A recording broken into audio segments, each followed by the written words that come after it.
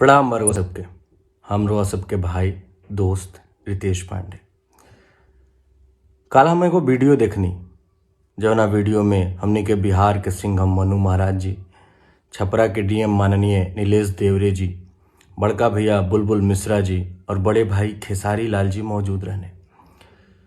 खेसारी लाल जी वो वीडियो में कहले कि लंदन में शूटिंग के दौरान जब दोबारा लॉकडाउन लागे लागल तो प्रोड्यूसर सबका के छोड़ के भाग गई और वहाँ के आपन पैसा 1,62,00,000 रुपया लगा के सबका के इंडिया वापस लेके आईनी।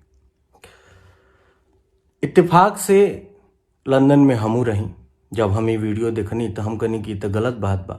हम लाइव हईनी और सच बात कहनी कि ना, वहाँ से हमने के guardian Abhay Sinha ji, is my trip और ऐसी फिल्म्स के अथक प्रयास के बदौलत हमने के सब आदमी सकुशल इंडिया वापस आ पैनी जा।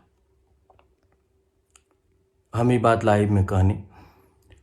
फिर हम एगो वीडियो देखनी जौना में खेसारी लाल जी कहनी कि उनका से गलती से वहाँ से कहा गई बा ये बात और वो बात खातिर वहाँ के माफ़ी भी मंगनी।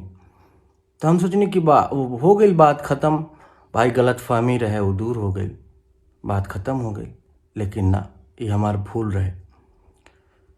हमार साँच बोलल कुछ लोग के इतना बुरा लागल, जौना में प्रमुख अखिलेश कश्यप जी बानी, कि हमार नंबर फेसबुक पर सार्वजनिक कर दियल गई और साफ तौर पर कहल गई कि एकरा के गाली दा लोग।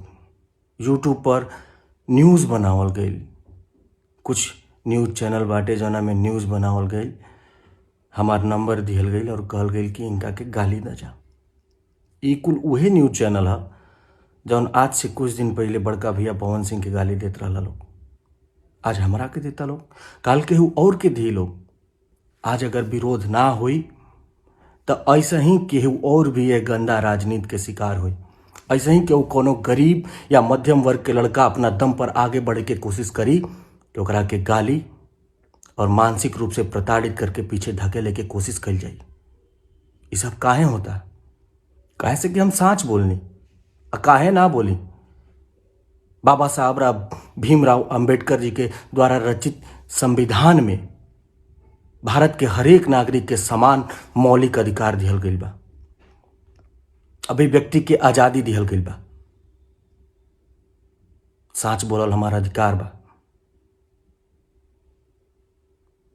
और जौन भी